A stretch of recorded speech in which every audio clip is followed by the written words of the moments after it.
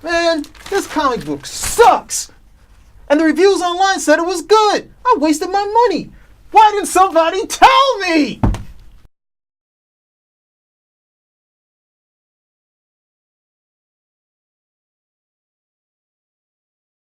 Hey everybody, this is Spinner Rack. We're back doing comic reviews, and we got, well, you've been asking for it, the Oz Effect. It started in, what was it, the New 52? We had this character Oz, right? End of the New 52, right up there with the late issues. Then we get Rebirth, Calvin Ellis, by the way. PD. And we are in Action Comics, full action. Okay. You got the Action Comics on. All right, just so you know, okay, usually our favorite books, we do not, those are usually off limits. We don't get to review those regularly, because if not, every time you see us, it will be Action Comics and Superman for me, and PD trash and the X-Men. So I don't enjoy trash and X-Men. I have to. So we have the Oz Effect. Now, for those of you not familiar with Superman, I don't know what box you've been living in with no light and no window, but Superman comes from this planet called Krypton. Yes. Krypton blows up, and Superman is the soul. He's the last son of Krypton. Now, some years ago, I don't remember how many, it became like this trend where the only good person who could come from Krypton is Superman. Everybody else who comes from Krypton, there's something wrong with them. Mm-hmm. Supergirl comes from Krypton, and she's just this angry chick who wants to punch everybody's lights out.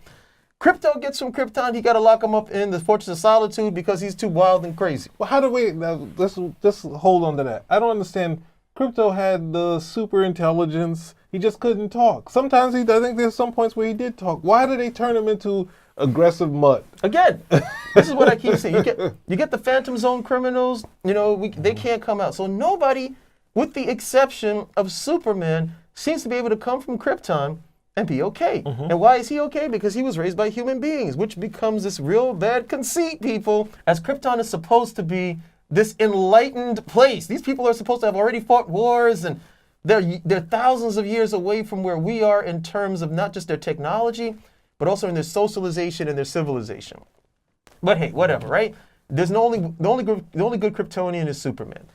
With the exception of maybe two. We know that Jor-El and his wife Laura have to be good people, right? Right? Not anymore. Wait a second. Let's not get that where we gave it up, because you gave it up a little too quickly, because this has been going on for how many issues? This is like, what, 30 issues in? Well, this is the second issue of this particular storyline. Okay. And Mr. Oz has been making appearances here and there. Like 3 years, right? 3 years? Maybe a little bit more. Yeah. But I had already predicted, after I looked at some stuff, I had already predicted that this is who the character was. You predicted this was Jor-El. What you got to give me what clue? Because they want to bring, okay, I was like, it's not going to be Ozymandias or anything of that nature. And then I just looked at the color scheme. I was like, okay, I looked at the green. Then I think there was some issue where it looked like some beam shot out of his eyes. And I was like, you know what they would do? They would make this Jor-El simply because they've done this before. Superboy Prime comes back, he's evil.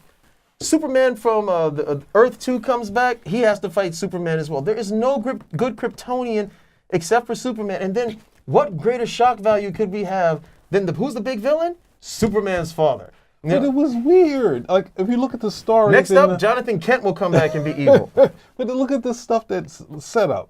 The way he was talking, it felt like some sort of mystical being in there, and it turns out to be Jor-El. It's like, it couldn't have been Jor-El. Jor-El is no regular Kryptonian at this point. We know that there's some other stuff going on.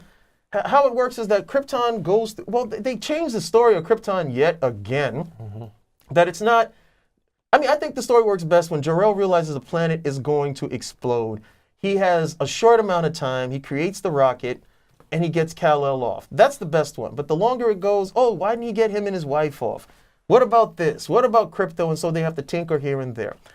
I think the most of the extended story that I would, or the most of the amalgamated story that I would go for is that Jor-El knows it's still a short period of time. He goes to the Science Council. They're like, you're nuts. You better shut up. And if you don't, we're going to lock you up. You're never going to see your kid again. And of course, he's going to shut up, because if not, he can't build this thing. But you have to keep that localized. Now they bring in the grandfather, and the grandfather's like, Jor-El was like, he had built all these spaceships and he was getting ready to get everybody off. And the grandfather erases all of the data. So now it's impossible for him to save people from Krypton. I'm like, what for? It's just like you're just putting even more weight on it, and you're making the grandfather a nut at the end of the day. It's just not necessary. But thankfully, they always reboot this stuff so they can get rid of that. So now we got Jor-El here, and he's like, okay, I got to get my son off the planet. Okay, keep going. Sorry. I got to get my son off the planet. Cool. He gets Kal-El off, and then we have that moment, that Jor-El and Laura are holding each other as the planet blows up. But something happens, and somehow Jor-El is able not only to survive, but he's brought to Earth. Mm-hmm. And he has shown the worst of humanity, the utmost worst of humanity. Okay, so now he hates human beings. This was the wrong place. I should have never sent my son here.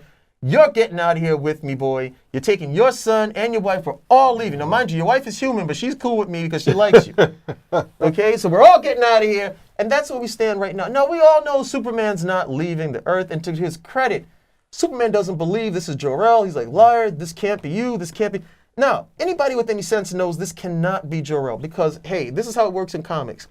Whatever the line was, okay, whatever the timeline should have been for Krypton exploding, Jor-El was plucked from that timeline. Okay, he's plucked because he's allowed to be spared from Krypton's defeat, and so now he's brought there. So we've changed history at that point, which means somebody had to go back, even if it's like a Dr. Manhattan character, you've changed history. So that's no longer the Jor-El that we would have known or anything of that nature. That Jor-El effectively, died when he was supposed. No, we brought this one over here. So this guy over here is some derivative Jor-El, and eventually, when they reboot everything, it'll go back that he died when he was supposed to, and that'll be the end of it. Everything will be cool, or they'll just do a whole nother reboot where they say, hey, remember that story we did with Jor-El that was like, really. It was just like really big balls, just balls all over the place. Yeah. Well, forget about it. It never happened. They'll go along those lines. Man.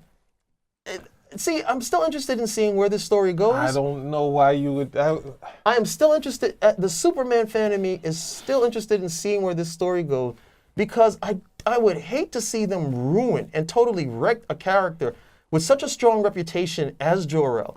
Who, even though he is not instrumental in Superman's rearing, his upbringing, he is still very much instrumental in who Superman is through the collective wisdom that he gives and those Sunstone videos that he gives. This is a good guy at the end of the day. He's still teaching a lot of higher level things that Superman would benefit from. They have localized it that, no, all this came from the parents, but, come on. A lot of it still came from Jor-El and the Kryptonian knowledge that he sends with Superman to Earth with. He doesn't just say, hey, look, here, kid, good luck, and that's be the end of it.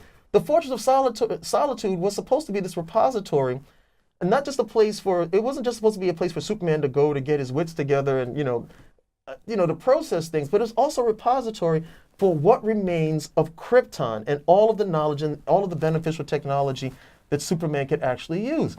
In all the films we see, Jor-El's giving him advice, he's giving him training, and that was kept up into. Even with the Byrne reboot, up to a certain point, we still see that a good portion of it is kept.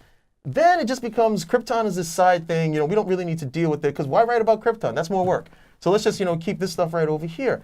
So I'm interested in seeing where this goes to see if they are really going to drag his name down in the mud because they have not a damn thing else to do. They can't create a decent villain. Well, one of my bigger issues besides Jor-El being all messed up, looking like he's been through, dragged through, when he landed on the planet, he literally landed and scraped up his face and whatnot. I don't like the S-Hope thing. That's sort of I don't like it. And then having Jor-El have it. Jor-El has the sun thing on him, and it goes all that symbolism that goes along with it. Don't take that stuff away from him to say that this S is a sign of meaning something and meaning hope. I don't know. I think that really bothers me more than anything else.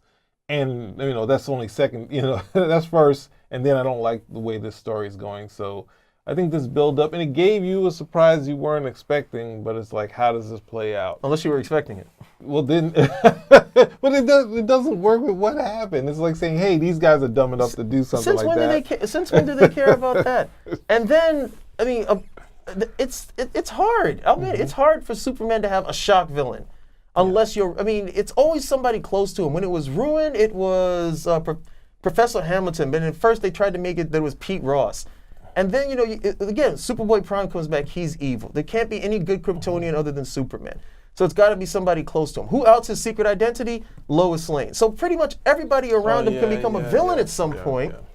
because they're not creating any good new villains. The last one they created who was viable was this character called Hell, which I thought was a good character that if you could, but they're probably going to forget all about him. We'll never see him again because he was somebody who could literally come up with some paces. The storyline was solid, and we're going to forget all about him because he's typically more powerful than Superman. So like, oh God, we can barely write Superman, let alone write this guy too. So they're not. I mean, they got Lex Luthor running around wanting to be a hero instead of being an antagonist for him. So these things come out at the end of the day. But I have to admit, as a Superman reader, I do want to see where this comes, primarily because I'm hoping that this is not what they're going to leave Jor-El with, because he's too important to the mythos for your father, who sacrificed everything to make certain that you would get to this planet safe, is now going to become a villain. It's just too Chuck Norris and the Karate Commandos at the end of the day. I just, I hope it doesn't go to that. Whoa, he really went there. But how many parts? Is like 4 parts? Yeah, Just so like far we're 2 parts in. So I guess we'll go back once it gets to the end and give a full, overview of the whole series. And so we're not going to give an end review or score or anything like that because it'd be pretty low. But let's see how it plays out, and we'll come back with you on part 4 of the Oz effects. Yep, I'd have to give you some Kryptonian numbers. That's how low it would be. Numbers that don't even register on our scale. All right, thank you, everyone. Yep. See you soon. Thanks, Spinnerack. You saved me money.